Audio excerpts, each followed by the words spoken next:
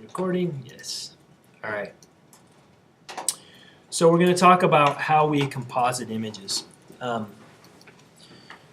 going to start a little backward today and give you what your homework assignment will be, and then I'm going to go through it and kind of make it along with you.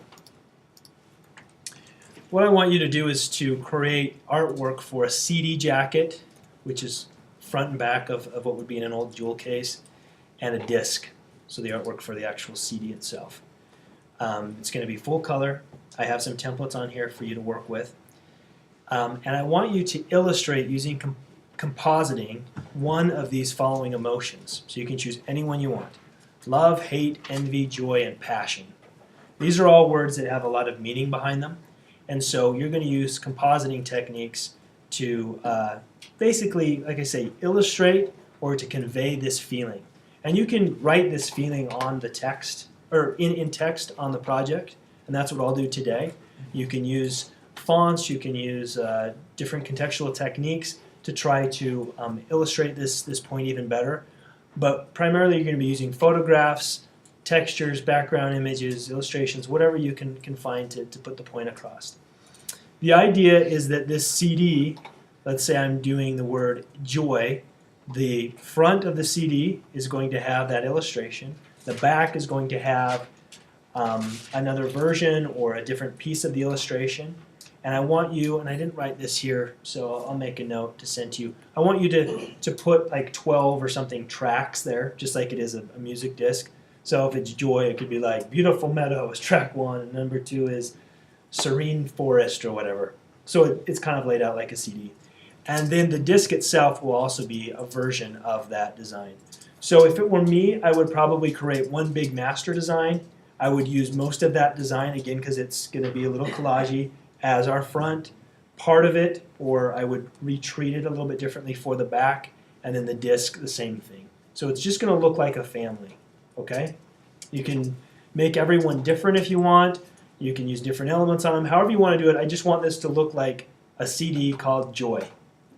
And this is how you would package it and market it. Does that make sense? All right. So let me see what I put in your folder here. You have a document called CD cover PSD. This is the right size for a front and back. So you would design, put it on here, flatten it out, however you want to do it, and then put it together in another document. What I really want to see you hand in is something that looks like this. So you're going to have the front, the back, and then the CD over the top. So this is what your assignment will look like. You'll hand in one sheet that has these 3 elements.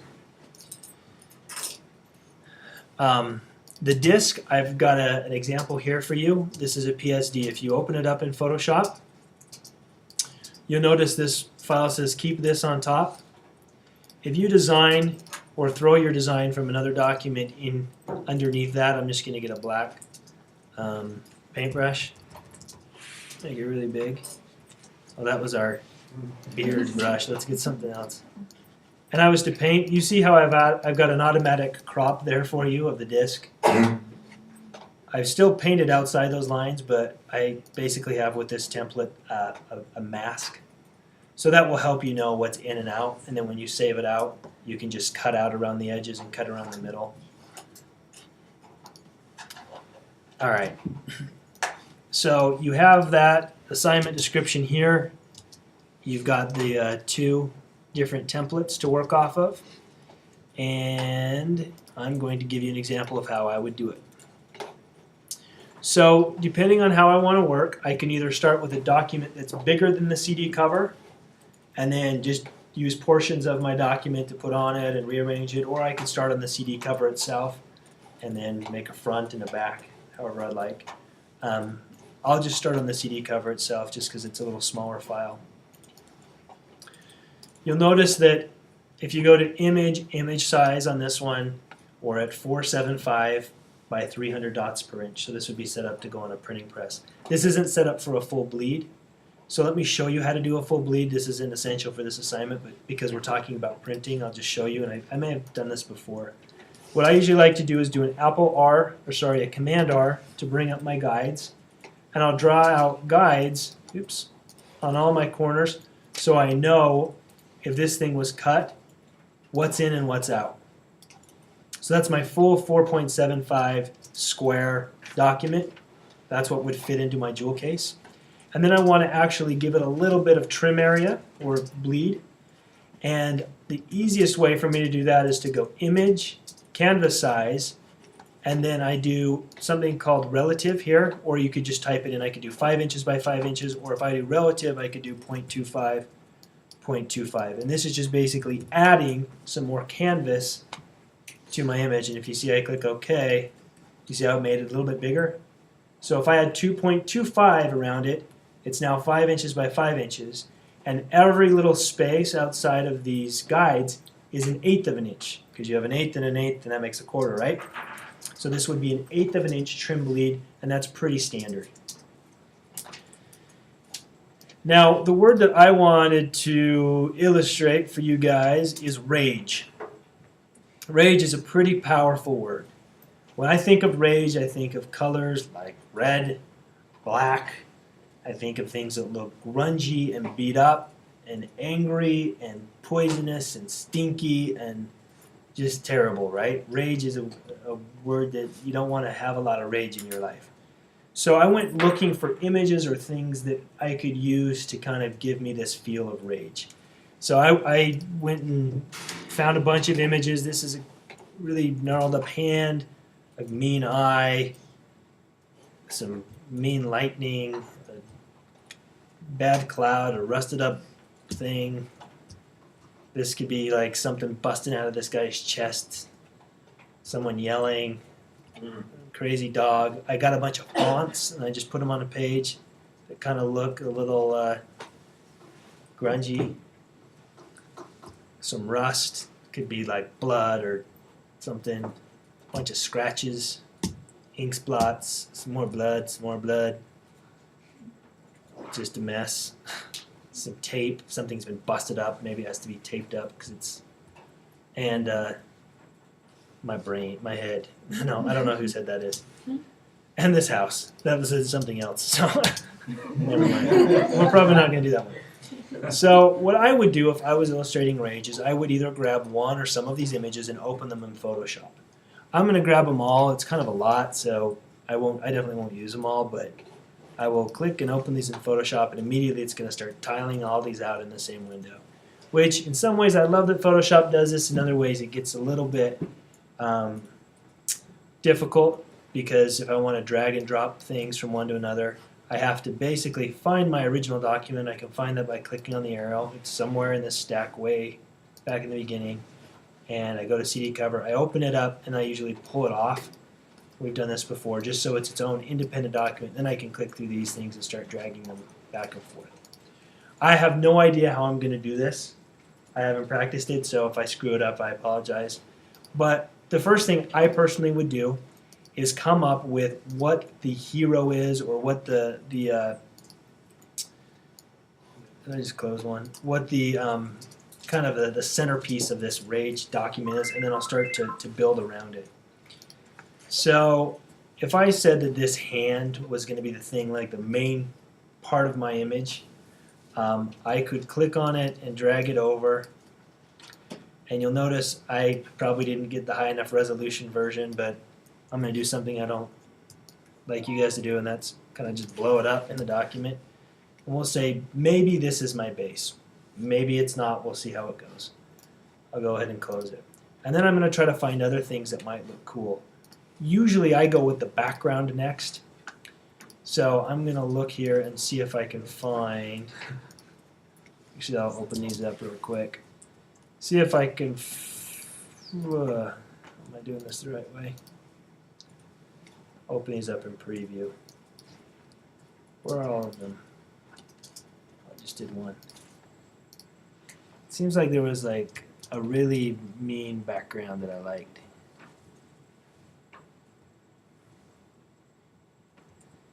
You know, I kind of like that. Maybe instead of opening this all up, I should have just done it this way, because it'll find itself. So I'll drag this over. And what I'll probably do is just start dragging over a bunch of things and putting them into my layer stack. I don't want to do this brick wall. It looks too nice. That dog's pretty cool. I don't know if we'll use it, but it does scare me. Not bad enough. Scratchy's kind of mean. Blood for sure. More blood. Head, no, it's not so much rage. This guy's kind of awesome. No, because that could be Superman too. That eye scares the crap out of me. I like things that are all busted and taped. No, I already got a lot of blood. Got a lot of blood. I'll come back to those. Clouds aren't as scary anymore because I've got rabid dog. Lightning doesn't worry me either. That's a whole other project. That one's Zave.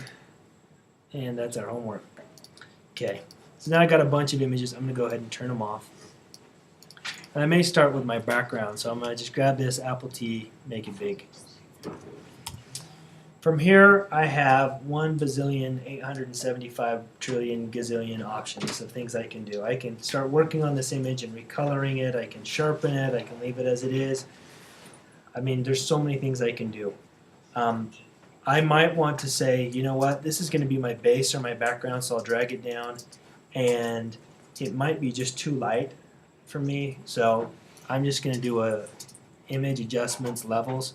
I'm just going to deepen it up a little bit by dragging my black over and all my mid values and make it look a little more scary. I may also do an image adjustments, hue saturation, and pull it down a hair because it's a little rainbowy. I want it to look a little more depressed. Now the next thing I might do is grab my hand and see what it would happen if I did some of these layer styles on it. If I multiplied it, it really doesn't do anything for me. Color burn doesn't do anything. Darken, lighten. So I can just mess around with it. That's actually kind of cool. You guys think? No? If I pulled it off to the side, maybe I shrink it. Maybe I made it too big in the beginning. And let me see if I pull the opacity back. Let's pretend I like that. Next thing we do is let's add some blood. So I come over here to the blood. Oops.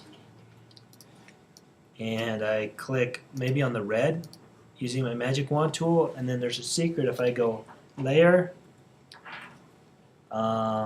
select similar, where are we?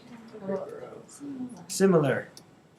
It will get all the red stuff, and then I'll select the inverse, oops, and hit delete. And it leaves me with some kind of blood splotches. And I can, you notice I still have all this stuff from when I just selected the stuff I could see. So I may need to go in here, and this is just the ghetto way to do it, but just select it and delete those parts that haven't been cut out. I could have done a crop that would have got rid of all this, but it would have also got rid of everything else that I have hanging over the side on my other images that I might want to keep. So this is the lazy man's way to do it. What are you right now using? I'm using my marquee selection tool to make a selection, and then I'm just hitting delete on my keyboard.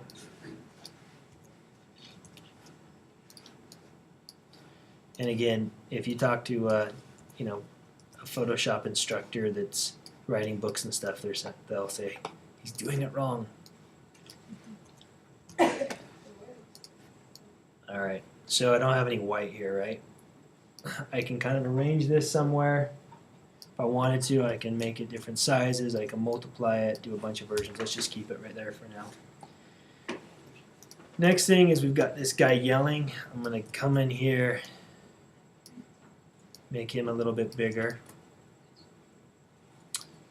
And I've got this black background. There's a couple things I can do here. One thing we haven't, actually I'm going to make him all the way top to bottom. One thing that I could do is do a little bit of a gradient mask, or I could kind of just color around him. I don't want him at full bore like this because I want him to interact with the background and kind of be ghosted and something you discover when you look into the image. So if I just click on my mask tool, I didn't have anything selected, so nothing has been masked out, but it's given me over here in my layers palette the opportunity to work on the mask. If the mask is selected, I can get a paintbrush and get either black or white ink, and maybe it's a soft paintbrush, and I can add to or take away from the mask by just manually painting it like this, right? And that's giving me the illusion of it being erased, but it's just a mask. If I switch it to white, it'll add it right back in. Okay? I'm going to throw this away and start over on that mask. Oops, wrong layer. Come on. I get this weird lag sometimes on this machine. Delete. So I'm going to go ahead and click the mask again. One thing that some people have asked me is, how do you create a really smooth transition on a mask? Well, the ghetto way is to get a big paintbrush and have a steady hand. If you want to do it pro, all you have to do is apply a gradient, just like we do a regular gradient of color, but we do it to the mask layer. So I have the mask layer selected, that's why it has the little brackets around it. I come over here to my gradient tool, which is under my paint bucket, and I choose black to white or white to black. What this does is it says, okay, I'm going to apply paint, just like you would with your paintbrush painting in the mask, but I'm going to apply it as a gradient. In this case, I'll do it as a linear gradient. So as I click and drag and let go, it will apply, you notice that gradient over here in my mask, which gives me a completely controlled, smooth transition. If I wanted to do it as a circle, I could do the same thing, and you see how it busted out a little circle. So any type of gradient that you want to do here, you can do by just applying the gradient to the mask. One other thing that's very cool is, because the mask is editable, if I click on this little chain link, we've done this before, and I'm on the mask, I can actually move that mask side to side and see how it looks like to have more or less of the gradient, or the gradient in a different position. I can also click on my object and move my object within the mask as well, if I prefer to do that. So I'm going to go ahead and pull this gradient over here just a little bit and erase a little bit more of his face. And I'm going to go ahead and pull the opacity down on it. And I'm actually going to take the color out of his face by going Image Adjustments, Hue Saturation. Oh, I got to make sure I'm on him and not on the mask. I'll click the new chain link, so as I move one, they both move. Hue Saturation, I'll pull the saturation down. Something like that. Now, one thing that's bugging me is this interaction between the finger and this guy. So I have a couple options. I can move one or the other and see if that is better. I can do this or whatever. And then I can also put a little mask on this guy. So on the hand, get a big soft paintbrush, and I can mask it out a little bit.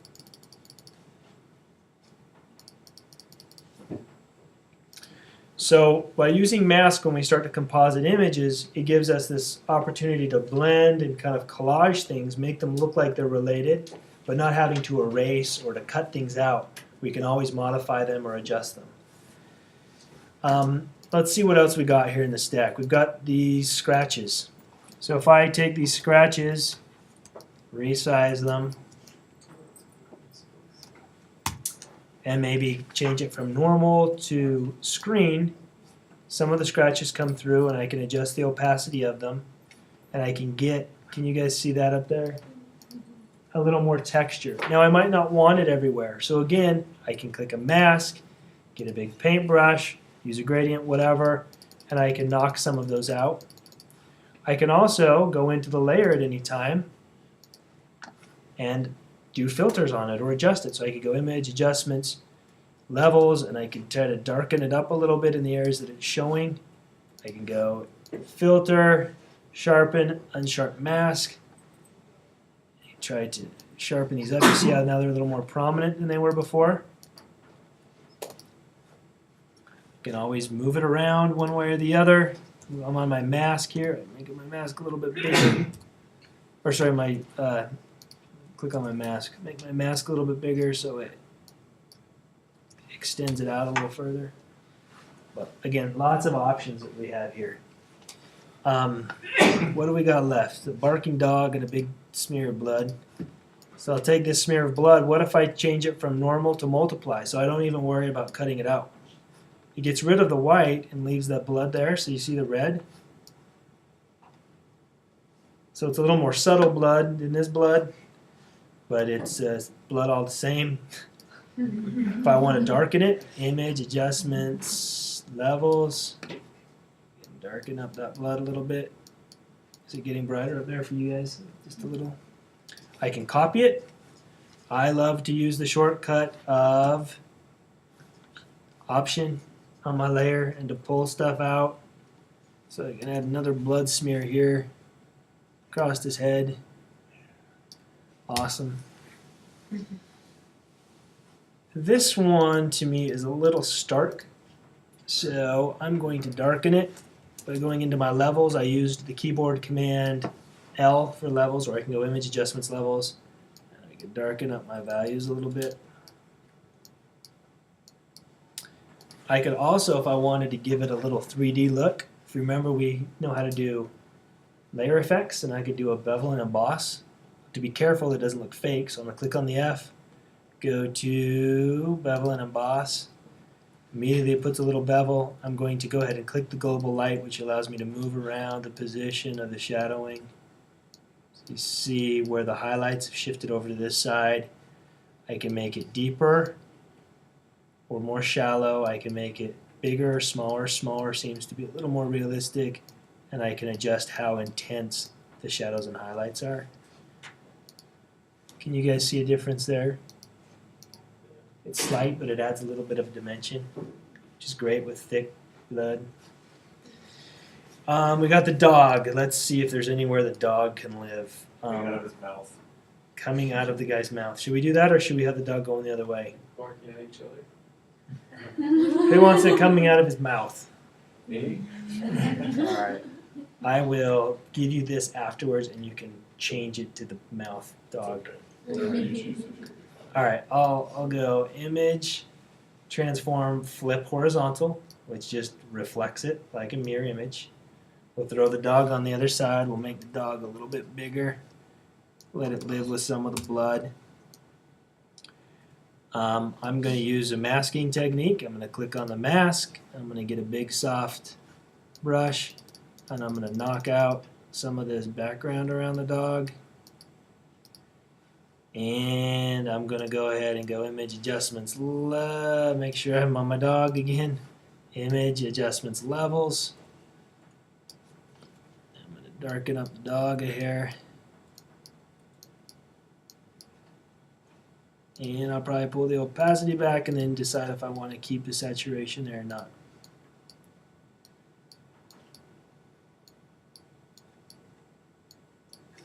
Image adjustments, hue saturation. Where are we? Pull it back so we don't have so much bright green in there. And maybe I pull back this hand a hair more because it's starting to compete with the dog. What do you think? More dog, less hand? Probably mask outwards. Where these are touching each other. Oops. These mice have issues. Alright, so on this hand, maybe if I move it up a hair and then do a little masking, I'll get my black brush, make sure I'm working on the mask and not on the hand. And maybe I'll move the dog down a hair. Okay. Now this whole thing's pretty dark, so if I wanted to lighten up the whole thing, does anybody have a good idea of how I could lighten it up all at once? Adjustment layer, perfect. So I'm going to come over here to my little cookie and make sure I'm on top of the stack so it affects every layer. And I'll go to my levels to start with. I'm going to grab my mid and just pull it up a hair to get a little more detail out of it. Maybe I'll add some contrast by adding a tad more black. Now another thing I can do is I could do another adjustment layer and give it a little bit of a color glow to it, or a different look. So I will click on my cookie and I'm going to go to my hue saturation, and I'm going to look at what it would look like if I totally shifted all the colors one way or another. Probably aren't going to look great because the red is pretty powerful, right? So I'll leave that where it's at, or where it naturally is. But if I click on Colorize, what I can do is I can make the whole thing red, which probably doesn't look good, but now if I adjust my opacity, I can say what happens if I add a little more red to it. Does that help it? You like it better? Okay. So again, play with it, do whatever you want with it, add more layers, goof around with it. And in this case, I have some fonts here that I've created, and you'll notice something different about these fonts. Since these fonts weren't installed on this computer here on campus, I had a couple options. I typed them out on my computer at home, and I could have either just saved them as images by rasterizing them, or I could save them as a shape layer, so they're vectors. And you notice over here they look like those shape layers we created last week with our pen tool. Anytime you have a font, so I'll show you how to do this. So I'm going to type out Rage. I'll make it a little bigger. Anytime you have a font and you want to preserve the vector characteristics of it, it won't work like a font anymore. It's just going to be an image, but it's now going to be made up of math, so you can resize it and reshape it without any degradation to the look and the pixels. All you have to do is, I think it's control-click it and say Convert to Shape. If I hit Rasterize Type, it just made it an image. You see how it's an image now? I treat it just like it's a pixel-based image. But if I do Convert to Shape, it's made a shape out of it, and now I have type that's based off a path that I can resize. And in fact, if I want to be super cool, I can click over here, make sure I've got the path selected in the layer, get any of my tools, and I can go in and adjust that font.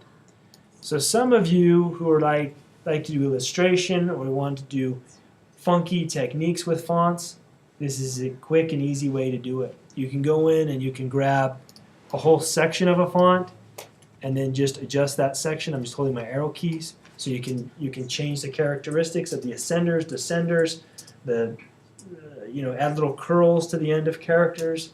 This all can be done in a vector format, which is way nice because it's, again, still resolution independent. I have a question. Remember when we do Command T to transform, how to do, like, if, for example, the image is a square, how to do to manipulate each corner separately? Okay, so if it's a vector, so let me throw away this word rage here, and I'm going to hide these so we can draw something. If I come over here and I have a shape layer, so I have a rectangle tool. This is made up as a shape, right? So there's paths. I have two options. I can use this direct selection tool, which would allow me to grab an individual corner, and drag out that corner. It would allow me to grab two corners if I click and drag, so I select two, and then I can use my arrow keys and see how it's grabbing them both at the same time. Let me adjust back. Or if I want to grab the whole thing, I need to grab my path selection tool, and if I just click anywhere in there and then I Apple T it, I can go ahead and do my skewing and all those things I could do normally with my free transform. Or just clicking on Just clicking on this path selection tool instead of the direct select, and then clicking anywhere in the image where the path is, and it will select it. So for instance, let's find this. What if it was just an image? I can't do it on an image? So Not just vector. on vectors, you'll have to use these two tools. If it's a regular image, then what you do is just use your free transform normally, and if you want to grab all the handles at the same time, you hold down Shift, and it will resize it or turn it all at the same time. If you want to grab just one corner, then you've got to hold down your Command key. I tried, but I think Command always does both sides. I was trying to make a cube, and it wasn't a shape; it was just an image. Mm-hmm. And I did Command T, and I kept holding Command, and it would move both sides. Like it's a square. Okay, so if I'm going to draw out a little square here. I'm going to fill it with black. This is just a pixel-based image. There's no vectors. I'm going to Apple T it, and then I'm going to hold down Command, and I should be able to I'm not holding down Apple T anymore because I just have to hit it once to get into free transform mode. And now if I hold down Command, I can grab these corners independently. If I hold down Command and I think, is it Shift? No, sorry, it must be Command and Option. When I grab one, it grabs another. And so this works like I think a parallelogram is what this is called. If I do Apple T and I do Shift, Option, and Command, it grabs two at the same time like this. So there's a few different keystrokes that you can use to determine that. Or if you prefer, when you, instead of clicking Apple T, you can always go Edit, Transform, and do a skew, a rotate, a distort, or whatever, and then it will, whatever you choose. If I choose skew, then I can just click and it will, I don't have to hold down any key commands to make that happen. And then the third thing that you can do is if you Apple T, you can always come up here to the top to the Work tool, and that means that you can grab any of these handles and make adjustments, but because it's warping, it actually has curves instead of just renegotiating the angles. Does that help? Yeah. Give it a couple tries, and if it's not acting how you want, I'll help you afterwards. All right, so running back to where we were at, I've got a bunch of these fonts that are still vectors, which means that, again, I've got the best of what I can have as far as resolution. And I'm going to choose one or two or whatever I want to do and pull them over to my document. Does anybody have a favorite?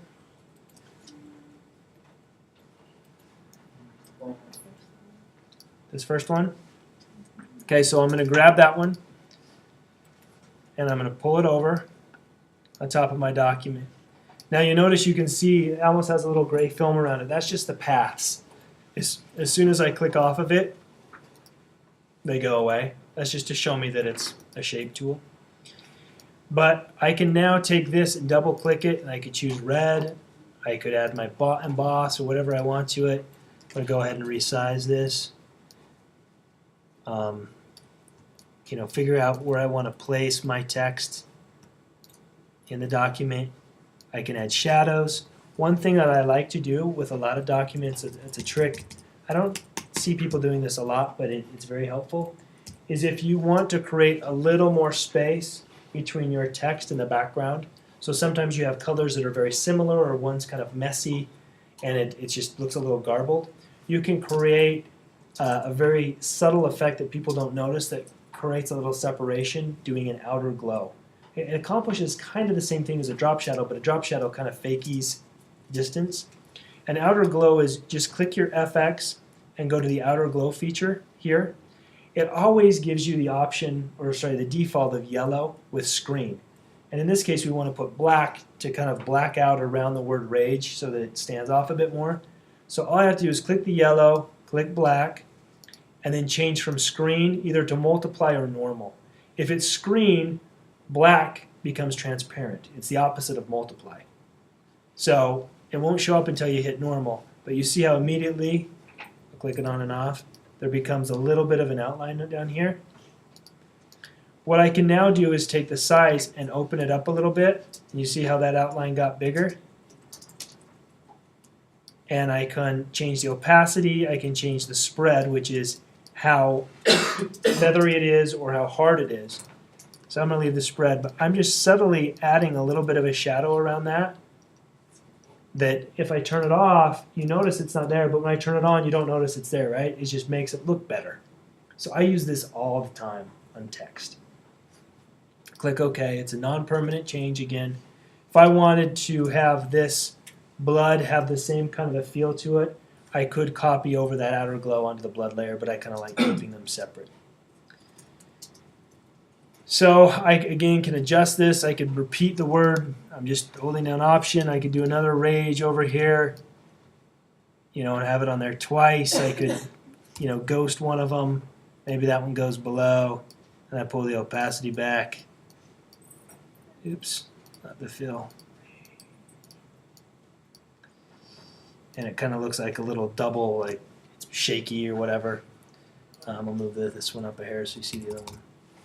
Anyways, I work it until I got something that I like. I can always use our vignetting technique over the top of everything, which is just black paint with a big soft brush. If we did this to photographs, can kind of tighten in some of the corners, which kind of leads your eye a little bit more towards the middle. So I'm just tapping, tapping, tapping, and reduce the opacity.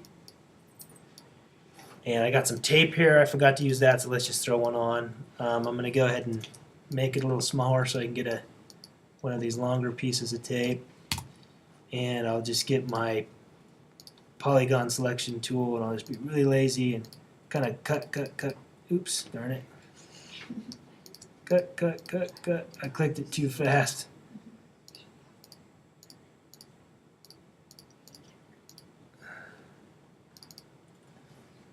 And then I'll just Command C, copy it, Command V, paste it. It pastes on a new layer. I can move it behind a couple of these. Apple T. I could have it behind the word rage. And maybe I copy it and have another one going the other way. And it's slightly smaller. And maybe the other one I make darker. I usually like to try levels to make things darker by adjusting the mid values, so it'll create a little difference between the two. And maybe this top one I copy over my outer glow by holding down Option. So it creates a little space between the two. Anyways, now I can just, again, keep ornamenting and playing it. You just have to figure out when you're done. Rage is an easy one because it's easy to make things messy. Joy or passion might be a little more flowy and more gradients. Once I have this done, I save it. Rage, ORG.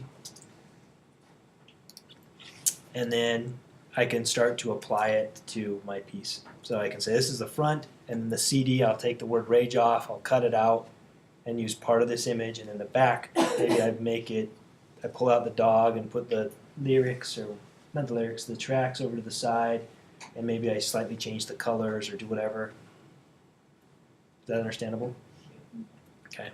The purpose of this assignment is twofold. It's getting us to retool one piece over and over, so making slight modifications. That helps us appreciate the fact that we're working with layers and not with a flat image, because we can shift things, still have them look like the same theme, but basically repurpose them for other uses.